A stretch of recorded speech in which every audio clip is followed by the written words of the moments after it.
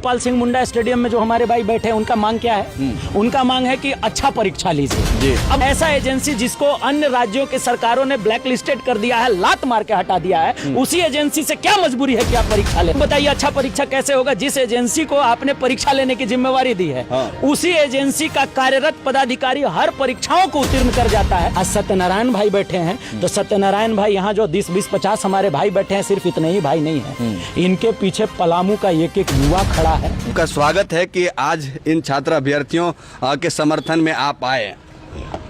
बहुत धन्यवाद, सबको आना चाहिए जी। ये लड़ाई मिट्टी की है, ये लड़ाई अपनी है, तो इसके लिए हम धन्यवाद के पात्र नहीं हैं, हम अपना कर्तव्य निभा रहे हैं। इस मिट्टी में पले हैं, इस मिट्टी में बढ़े हैं। अगर हमारे बच्चे आगे पूछेंगे कि जिस दिन लड़ाई लड़ी जा रही थी आप क्या कर रहे थे, तो हम ये गुनाह नहीं कर सकते हैं कि हम चद्दर तान के सो रहे थे। अच्छा ये बताइए कि आखिर आप पहुंच गए, मेयर प्रत्याशी आयशा सिंह पहुंच गए, अजय सिंह चेरो जी पहुंच गए, लेकिन आखिर पलामू समाहरणालय के सामने ये छात्र अभ्यर्थी बैठे हुए हैं और साथ ही साथ सत्यनारायण शुक्ला जी की स्थिति भी बिगड़ते जा रही है। लेकिन यहाँ के न उपायुक्त अभी मिले हैं, न कोई अधिकारी पदाधिकारी मिले हैं। मिलना चाहिए। हाँ। ये गलत है। जो पदाधिकारियों की अकाउंटेबिलिटी है, जिन पदाधिकारियों से मांग है, और मांग तो उचित है जी। अभी हमने सुना, हमने देखा, आखिर क्या होना चाहिए एक छात्र का मांग? छात्र का मांग यही होना चाहिए कि भैया हम पढ़ रहे हैं, आप हमसे परीक्षा लीजिए, हमको भर्ती करिए। यही मांग ये कर रहे हैं। बिल्कुल। ये बार बार कह रहे हैं कि चतुर्थ वर्गीय परीक्षा में, चूंकि चतुर्थ वर्गीय परीक्षा में बीते कुछ परीक्षाओं में धांधली हुई, और एक परीक्षा ऐसा हुआ जो सरकार के नियमावली के वजह से कोर्ट ने उसको खारिज कर दिया। आज हमारे 251 लोग उम्र के इस पड़ाव पर उनको खारिज कर दिया गया, नौकरी से निकाल दिया गया। किसी को बेटी का ब्याह करना है, कोई रिटायरमेंट के एज पे है, कोई उम्र के 55-52 साल पूरा कर चुका है, वैसे लोगों को आपने घर बिठा दिया। उनका कारण क्या था?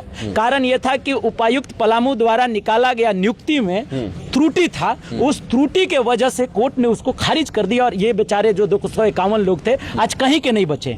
ठीक उसी प्रकार पिछली बार जो चौकीदार बहाली हुई उसमें भी त्रुटि थी। उपायुक्त स्तर से जो भी बहालियां हुई, उन बहालियों में कहीं ना कहीं परेशानी थी। उसी बहाली को दुरुस्त करने के लिए हमारे ये सत्यनारायण भाई, अनूप जी और इनकी पूरी टीम यहाँ बैठी हुई है कि दोबारा उसमें कोई अनियमितता ना हो, दोबारा 585 जो अभी वैकेंसी निकला है वो लड़कों को उम्र के उस पड़ाव में खारिज न कर दिया जाए। इसलिए बहाली तंदुरुस्त लीजिए। तंदुरुस्त में यह है कि लिखित परीक्षा लीजिए, परीक्षा के कुछ मापदंड तय कर दीजिए।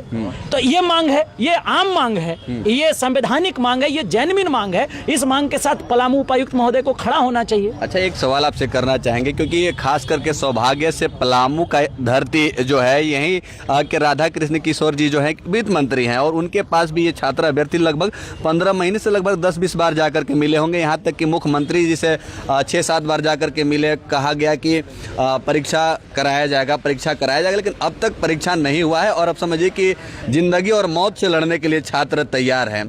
माँ बाप जब पढ़ाते हैं तो इस आशा उम्मीद से पढ़ाते हैं कि बेटा जब पढ़ेगा नौकरी मिलेगा, व्यवस्था बदलेगी, साथ ही साथ देश का सेवा करेगा, समाज का सेवा करेगा। लेकिन आखिर ये बताइए कि पढ़ाई तो कर रहे हैं छात्र, लेकिन नौकरी लेने के लिए बिना आंदोलन किए आखिर क्यों नहीं मिल पाता है?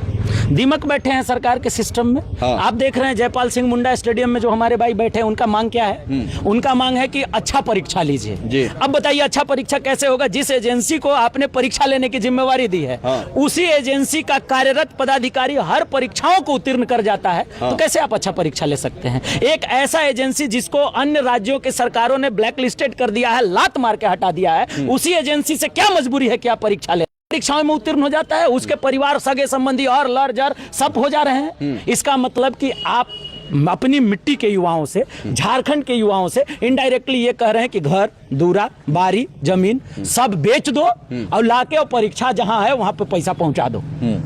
तो ये तो देखिए सर, पलामू उलगुलान की धरती है, पलामू से अवगत हैं आप जी।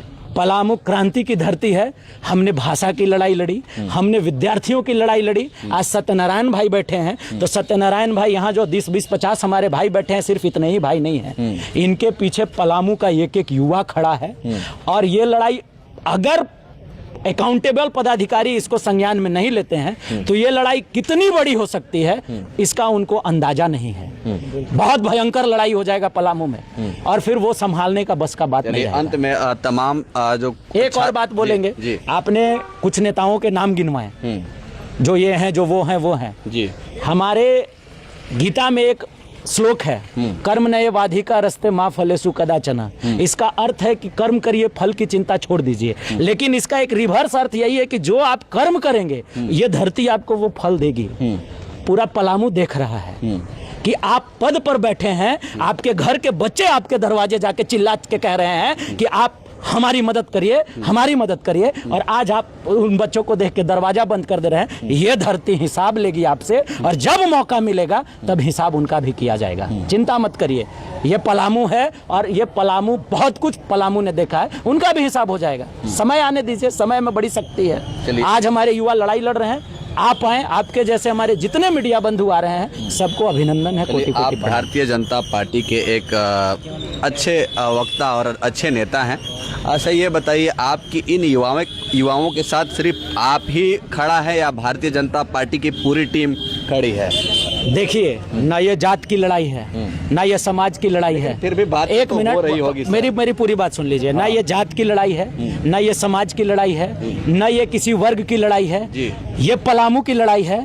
पलामू का रहने वाला हर व्यक्ति, वो किसी दल में है, वो किसी समाज में है, पहले पलामू का है तो ऑब्वियस है कि उसका समर्थन है। कैसे नहीं समर्थन करेंगे? हर एक पलामू वासी का समर्थन होना चाहिए इसमें, और समर्थन करेंगे सर, सभी समर्थन करेंगे। चलिए, शुक्रिया।